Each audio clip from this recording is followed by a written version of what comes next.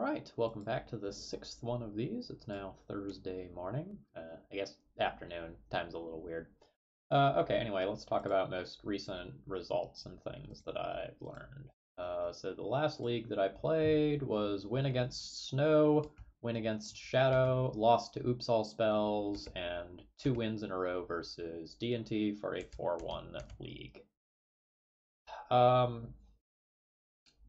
Notably, the Shadow deck that I played against was extremely interesting. I think I took a screenshot of it. So this is a Death Shadow deck that is playing Monastery Swiftspear, Dreadhorde Arcanist, in addition to Death Shadow and the I never saw Death Shadow, but I saw the 2-drop that's like it, where its power is equal to something minus the highest life total or something of that general nature. I forget what it's called or exactly how its stats work, but it's basically another Death Shadow.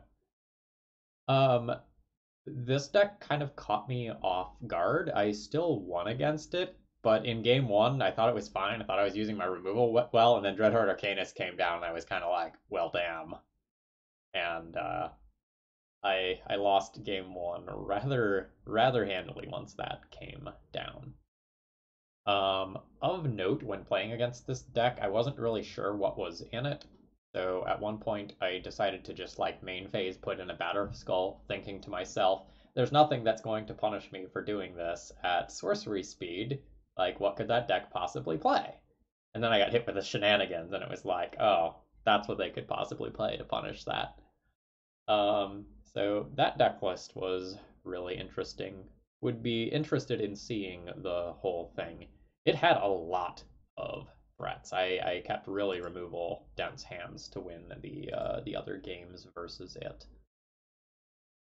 If you're interested in trying to find out who was playing that, it was Koala40. If you want to try to get in touch with the pilot for a deck list. Talking about the Oops All Spell matchup for a minute, my opponent was playing a blue version that featured cantrips and Force of Will, and it absolutely destroyed me. So I lost game one on turn one. I was on the play for game two, so I won. And then in game three, my opponent mulled to 5, played out a creature, and passed the turn. And I'm like, I've got this. I have Grafdigger's Cage in my hand. I went land Cage, and they Force of Willed it with the remaining 2 cards, and I lost it. 100% was not expecting that. Not really sure that that's a stock oops build by any means. Don't know that you actually have enough blue sources to consistently cast those cantrips, but I am by no means an oops expert. But it ruined me. Then played the mirror multiple times. Happy to report that the mirror feels pretty interesting. Skyclave Apparition a lot of times means that fewer games are just getting stolen by Jitte. So I was playing against a player in the last round of my event, and they stuck an early Jitte and connected with it. And I had time to Recruiter for Skyclave. Skyclave killed their Jitte, and then I won from there, despite my opponent getting, I think, 2 hits in with Jitte, which in the past that was usually not the case that you could just go and beat that sort of thing. It was very, very difficult because if you revoked it, the Jitte counters were still there for once they drew a Swords to Plowshares to remove your evoker or something of that nature. But generally speaking, very happy with the 75 right now. This was League 4 or 5 with this. I've 3-2'd all but this one, which I 4-1. But my losses are mostly to decks that I would expect to lose to. So just pulling this up real quick, all the ones with EW are with this exact 75. So Cephalid Breakfast is a weird combo deck that is more creatures than anything else, and with Thopter Sword in there, I'm not expecting to beat that. I'm not expecting to beat Food Chain. I'm not expecting to beat Elves or Oops. So of all the other matches that I played that, like, they're not probably just going to be really tough in one direction or the other, I lost to Mono Red Sneak, which I think is a very good matchup. And I lost to Blue Red Delver, which is probably an even-ish matchup. The Skyclave were a little weird there because they have so many lightning bolt effects, and just giving them a 2/2 when you remove like an Arcanist or a Sprite is still a reasonable clock for them. But overall, I don't see myself changing anything before Eternal Weekend, but there's one thing that I'm thinking about. I'm considering changing this Gideon for a third Spirit of the Labyrinth. I really liked how Spirit of the Labyrinth has felt against Snow, and it's so nice to have that in play versus Delver, Snow, Omni, Elves. There's just so many decks where that does a lot of work. So I've considered cutting the Gideon for that. It notably takes one card away from the mirror, but Gideon's not even that good in the mirror anymore because you pay 4 mana for it and then it gets skyclaved. And you got a 2/2. So that's a change that I'm thinking about making, but I don't know that I'll actually pull the trigger on it because I do just want to have some random cards that are generically okay to board in for random matchups.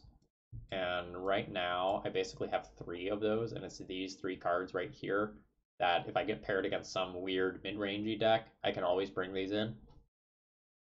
And if I substitute a Spirit of the Labyrinth here, I'm going to be a little weaker against stuff like Maverick or other slow-ish green decks.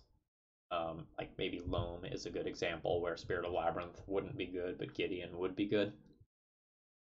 So I don't know that I'm going to pull the trigger on that, but it's something that I'm thinking about. Didn't really realize how bad Gideon would be in the mirror until like that exact Skyclave line happened in one of the matches that I was playing. Since I haven't talked about this elsewhere, when you're doing serious tournament prep, like make sure that you are doing serious tournament prep. So I put a couple of hours in putting together a document that was like all of my in-out numbers, my generic thoughts on the most popular matchups. I think I picked like 15 matchups or something like that, and like ran the numbers, made sure my sideboard cards worked. And it's not just me who's doing that. Like I've been working with XJ Cloud as well a little bit for this event, and he did the same sort of thing separately, and we kind of did ours separately and then paired them. And this sort of thing is really valuable. If you want to do serious tournament prep, it's not just I'm going to play as many games as I can in, the X amount of time before the event. It's make sure that you're doing your preparation correctly. Like make sure you know what you're doing for the matchups. Make sure you like your approaches. Make sure you know how you're going to sideboard. Um, yeah, I don't know if there's going to be any more of these at this point. Like I'm comfortable. Like I am ready to just play in the event.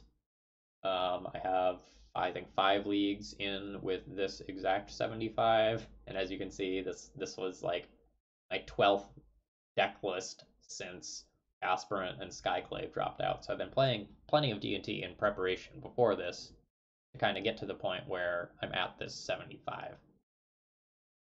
So that means I've probably played somewhere on the order of 16 or 70. Nope. Nope. Recording.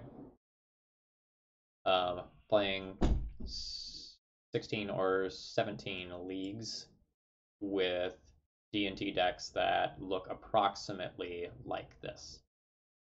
So I am relatively confident in my performance going into the weekend.